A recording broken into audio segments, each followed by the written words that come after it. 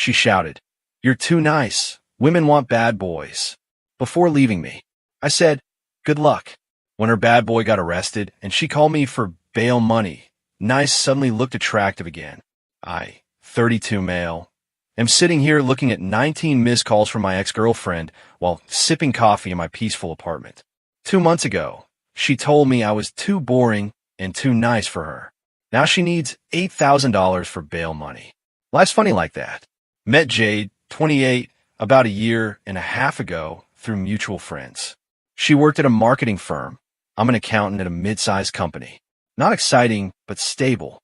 We clicked initially. She said she loved how steady and reliable I was after years of dating losers. But around month 10, things shifted. She started making comments. "You always ask permission before doing anything. Just take charge. Why don't you ever get jealous when guys hit on me? Sometimes I wish you'd be more dangerous." I'm not dangerous. I drive a Honda Accord. I meal prep on Sundays. My idea of living dangerously is trying a new hot sauce. But I treated her well, planned dates, remembered anniversaries, communicated like an adult. 6 months ago, she started going out more with her friend Raquel, coming home late, being vague about where they went. Then she started mentioning this guy, Viper. Yes, that's what he goes by. Viper. He's just so interesting. He races motorcycles and has all these crazy stories. Cool. I do tax returns and have stories about spreadsheet formulas. 2 months ago, it all came to a head. We were at dinner, and she just erupted. "You're too nice. You never fight for me. You never get angry. It's like dating a golden retriever." I thought those were good qualities. Women don't want nice guys, Nathan. We want passion, fire, someone who'll slam someone against a wall. That's assault, Jade. See, that's exactly what I mean. You're too nice. Bad boys know what women really want. She moved out that weekend, straight into Viper's apartment. Posted all over social media about finally feeling alive and being with a real man. I was hurt, not gonna lie, but I just said, "Good luck," and let her go. Yesterday, she called me at 2 a.m. Update 1. So about that 2 a.m. call. "Nathan? Nathan, please pick up. It's an emergency." Half asleep, I answered. "Jade? What's wrong?" "Viper's been arrested. I need your help." Suddenly I was wide awake. Arrested for what? It's a misunderstanding. Some stupid bar fight. But his bail is $8,000 and I don't have it. "Why are you calling me?" "Because you're the only person I know with savings." "Please, Nathan. I know things ended badly, but..." "Jade, we haven't spoken in 2 months. You left me for him. Why would I bail him out?" "Because you're a good person. You're nice. Remember? The irony was thick enough to cut. Being nice doesn't mean being stupid, Jade. Call his friends. His friends don't have money. Please, I'll pay you back." "With what?" "You complained about being broke when we dated." "I'll figure out. Don't you care about me at all?" "I did. Then you left me for a guy named after a snake." "Good luck." Hung up. She called 18 more times. Left 11 voicemails, ranging from begging to crying to calling me heartless. Then the text started. "You are seriously going to leave me like this? I thought you were different. What happened to the sweet guy I dated? This is why I left you. You are selfish." That last one made me laugh. I'm selfish for not bailing out the guy she left me for? This morning, I woke up to something even better. Raquel had messaged me. "Hey Nathan, I know we're not close, but Jade is spiraling. Can you please just help her out? It's only $8K. Only $8K. That's 3 months of my take-home pay." Raquel, she made her choice. I'm not financing it. Wow, I guess nice guys really are just fake. Blocked her. But then I got curious. Did some Googling. Found the arrest record. Viper, real name, Vincent Peppers, wasn't arrested for a bar fight. He was arrested for assault with a deadly weapon and possession with intent to distribute. This wasn't some misunderstanding. Dude was dealing and beat someone with a pipe. Update 2. The entitlement escalated to impressive levels. First, Jade's mom called me. Her MOM. "Nathan, sweetheart, Jade told me everything. I know you two had your differences, but she's in trouble. Mrs. Winters, she's not in trouble. Her boyfriend is. Same thing. When you love someone, their problems are your problems. We broke up. She left me for him. 2 months ago. But you were together for over a year. That has to count for something. It counted for her telling me I was too boring and leaving. She didn't mean it. She was confused. You know how girls are. I know how your daughter is. The answer is no.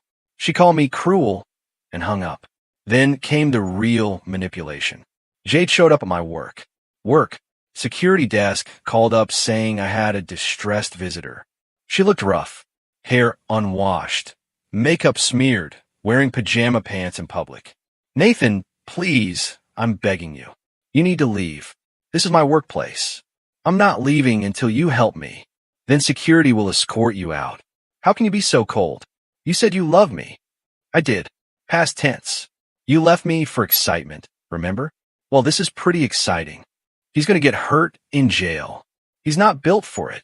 Maybe you should have thought about that before dealing drugs and hitting people with pipes. Her eyes went wide. How did you? It wasn't drugs. It was a misunderstanding. Public arrest records, Jade. Possession with intent to distribute. She started crying. Loud, dramatic sobs. My coworkers were staring. I'll pay you back. With interest. You couldn't pay your half of dinner when we dated.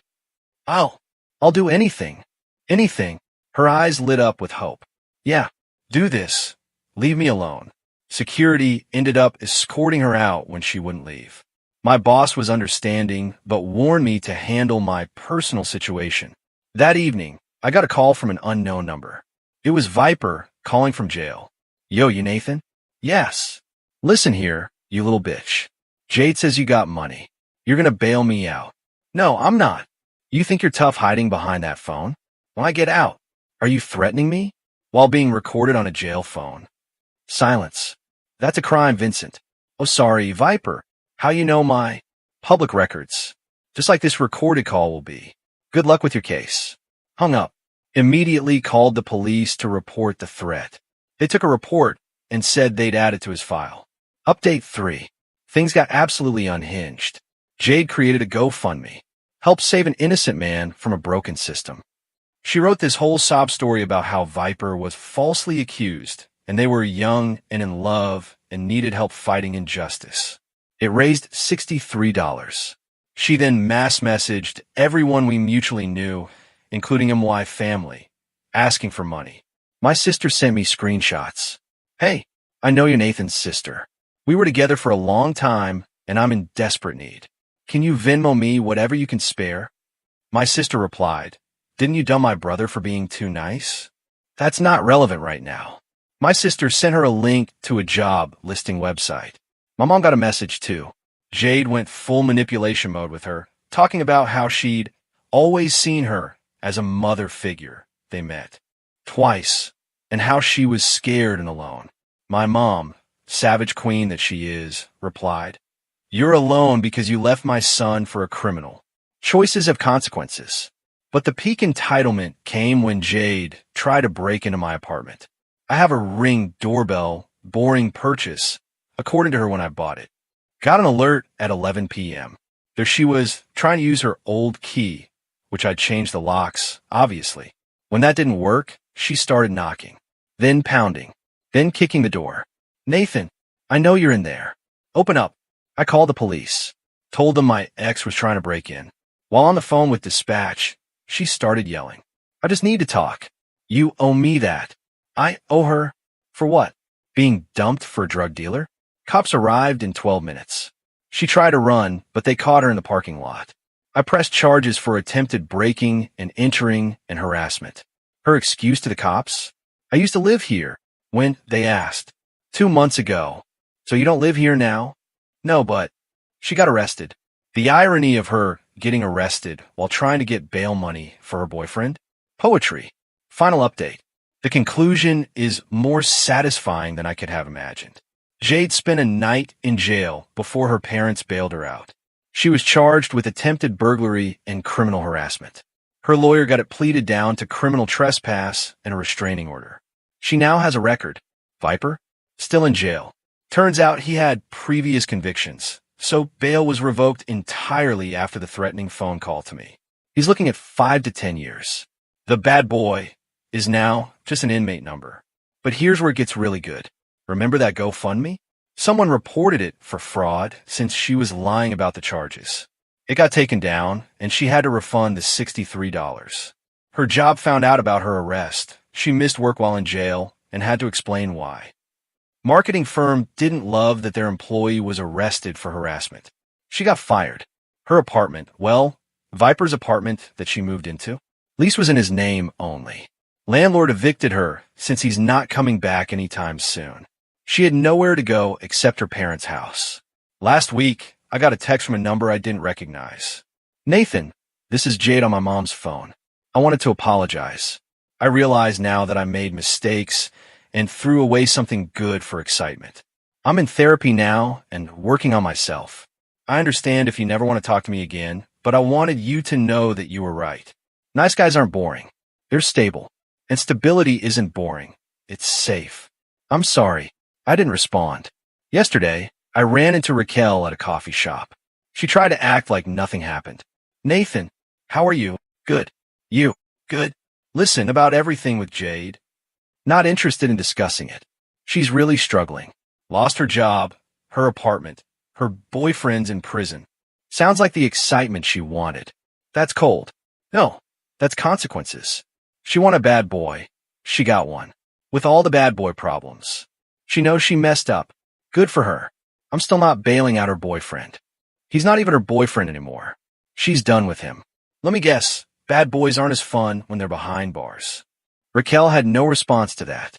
I'm now dating Melissa, a fellow accountant I met at a professional conference. She thinks my Honda Accord is practical and appreciates that I meal prep. Last week, she told me she loves how wonderfully boring I am. Jade's still living with her parents, still unemployed, still has a criminal record. Viper's still in prison, where he'll be for several more years. Turns out being too nice means having good credit, no criminal record, stable employment, and the ability to sleep peacefully at night without worrying about bail money. Being with a bad boy apparently means begging your ex for money, getting arrested yourself, losing your job, and moving back in with your parents at 28. She was right about one thing, though. I am too nice. Too nice to waste my money on someone who didn't value me. Too nice to enable criminal behavior. Too nice to be anyone's backup plan. Nice guys don't finish last. We just finish without criminal records.